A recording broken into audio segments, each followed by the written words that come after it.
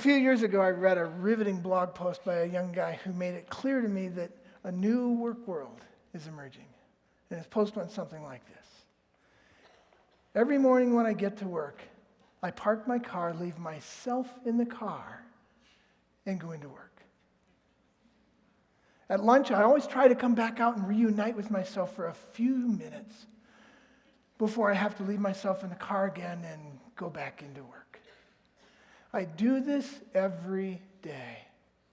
And in the evenings, I always hope I'll get off in time to reunite with myself before I'm gone.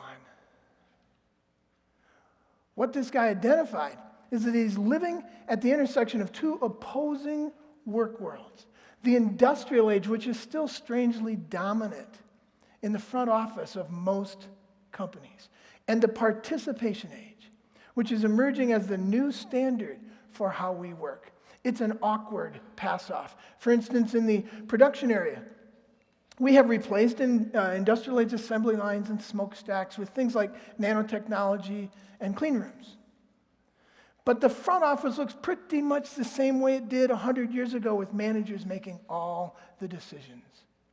These industrial age management practices, which recreated humans as extensions of machines, are colliding with the emerging participation age workforce that wants to make meaning at work, not just money. The hallmarks of the participation age are simple: participation and sharing.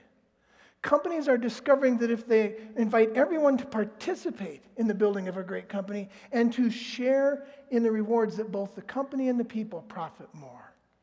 The participation age is also creating workplaces with a soul. This isn't woo-woo crap. These are hardcore success strategies. And this isn't a fringe idea. Those who embrace the participation age will flourish, and those who don't will be left behind.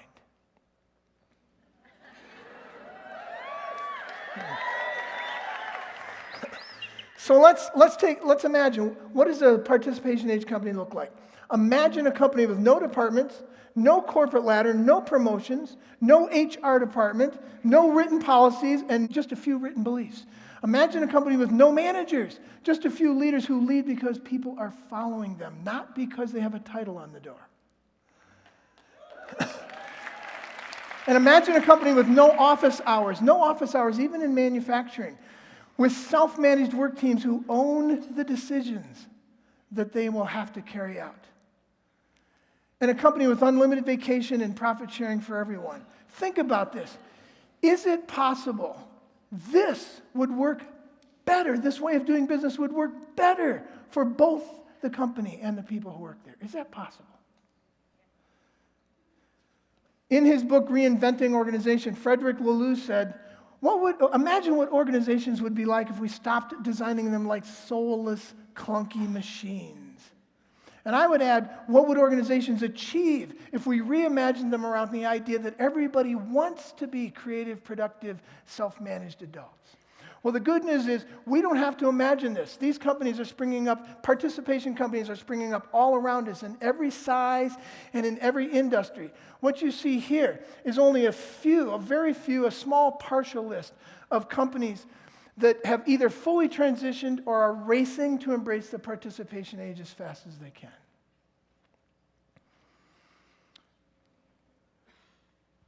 We need to know why they want to do this. Here's a window into the issue.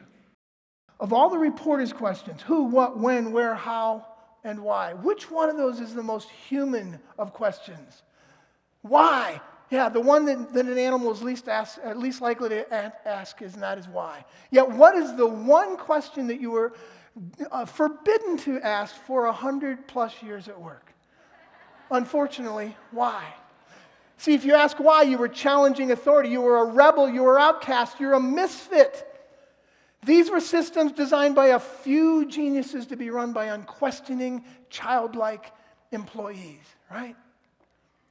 The good news is, in the emerging participation age, all this is changing, and thankfully very quickly. To that end, managers who embrace authority and control are disappearing in favor of exponentially fewer leaders who embrace participation and sharing. And employees who are treated like children and herded into office daycare centers to be supervised, are being replaced by stakeholders, self-motivated adults who don't need to be managed, just led. So what's the difference between an employee and a stakeholder? Employees come to work as extensions of machines. Stakeholders bring the whole messy, creative person to work. Employees, like machines, do just what they're told. Stakeholders question everything. And most importantly, employees need to be managed. Stakeholders simply need to be led. So how do we stop managing and start leading so that people are freed up to become stakeholders?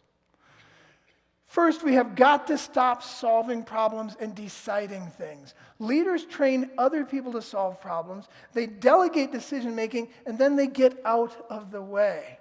Because you see, the art of leadership is to know how few decisions the leader needs to make. Secondly, managers focus on process. They can't help themselves. While leaders focus on results. Just get me a result. And third, managers delegate tasks, which actually makes people feel used. Put this nut on this bolt. While leaders give responsibility, get me a great result, get me a great product.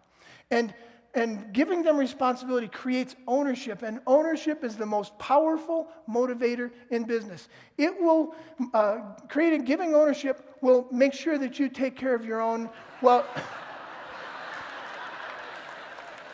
you get the picture. Something else is emerging. The problem is, in the industrial age, nobody owned anything, least of all your time. You traded time for money. It was a very clear exchange. You give me X amount of money, I will give you, or X amount of time, I will give you X amount of money. But in the participation age, something new is emerging. Companies are realizing that when they give people time, they will make you more money. Give them control over their time, and they will build a great company, not for you, but with you. In the participation age, time is the new money. Something else is emerging, or really just re-emerging. And that is the desire to make meaning at work, not just money. This isn't a millennial thing. The research shows every cohort group from millennials to baby boomers want to make meaning at work. The difference is that boomers like me were taught by our industrial age parents to shut up, sit down, don't make waves, don't ask why, live invisibly, and go out quietly. But you see, millennials aren't growing up in the shadow of the industrial age, and so they won't put up with just having a job stripped of its humanity. They actually want work, not a job, because work is meaningful. A job only pays the bills. In the participation age, people will work because they can make meaning at work, not just money. Okay, so to the leaders of some companies, this may all sound like sappy HR stuff to placate the workforce. So let's take a look at how the company does in the participation age. The average Fortune 500 company grows 122% over 10 years. Jim Collins' carefully selected good to great companies grew 316% over 10 years. What about participation age companies? Raj Sisodia, in his book Firms of Endearment, asked the Fortune 500 companies this outlandish question.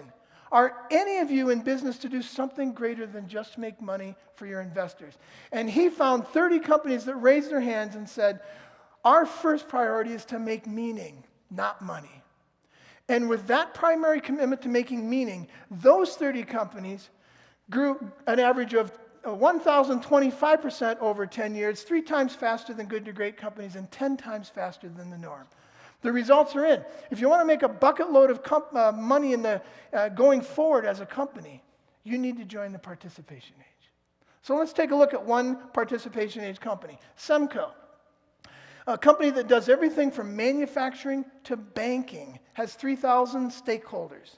It was founded in 1952 and completely transformed in the 80s and 90s by Ricardo Semler. He rebuilt the company on 2 elegantly simple assumptions that govern every decision they make. 1, trust in adult behavior. This is the critical assumption that people actually want to be productive and to contribute to something bigger than themselves. And number 2, everyone's work rhythm varies as to when, how, and where they get their best work done. So what kind of company has Semler built on these two simple assumptions? To begin with, he reduced 12 layers of management to 3 layers of leadership. He created a company with no titles, no management ladder, and no headquarters. Stakeholders at Semco are now self-organized and work in self-managed teams. And every 6 months, those teams vote on their own. They make their own decisions regarding productivity, pay, who leads the team, and who gets to keep their job. There are no managers to involve in the process. They don't exist. There are no set work hours at Semco, even in their assembly line work. And to ensure that nobody wastes time, all meetings are optional. Imagine how many ineffective meetings. Yes. Can I get an amen here? Imagine how many ineffective meetings go away on their own when this rule is applied. Semco also has unlimited vacation, and pay is based on productivity with profit sharing for everyone. But one of the most important guiding principles at Semco is this: question everything. People at Semco are all trained to ask why at least 3 times before making a decision.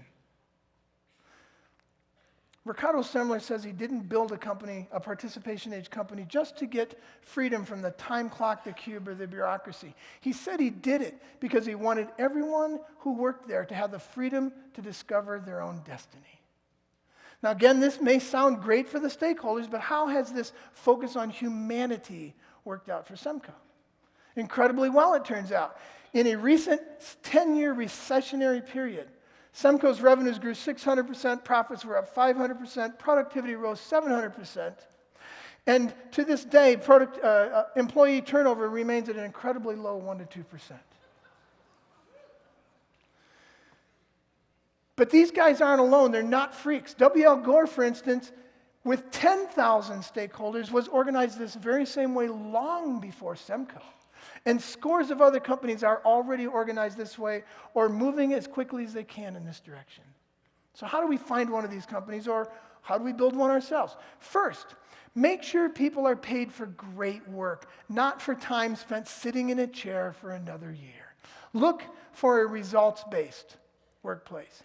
Second, find out if stakeholders actually own and can make and are empowered to make the decisions they will have to carry out. And third, talk to the stakeholders themselves and see if they're invited to bring the whole messy, creative person to work. So how do we prepare to become part of the participation age? First, it takes a focus on making meaning, not just money. Second, of course, be self-motivated. Create your own path. Employees need to be told what to do. Stakeholders design their own lives. And third, ask yourself, what motivates me at my very core? My mother strongly encouraged me to build a life around the 3 S's of the industrial age: safety, security, and stability. The idea that every day should look the same. The problem with these is they're near the bottom of what motivates people. To her credit, coming out of the Great Depression, she was looking up at the bottom at needs that had never been met. But in the emerging work world, stakeholders will stand on the foundation of safety, security, and stability to pursue the 4th S of the participation age: significance. This may be a trapeze moment for you. If you run a company or feel like you're stuck in a job with no soul, you may have a decision to make. But there's good news. There are a few dozen giant corporations, hundreds of big ones, and tens of thousands of small to medium-sized companies racing to embrace the participation age as fast as they can, or who are already there. Don't settle. Find one you can join as a stakeholder, or build one yourself. The emerging work world is waiting for you. Please come join us in the participation age. Thank you.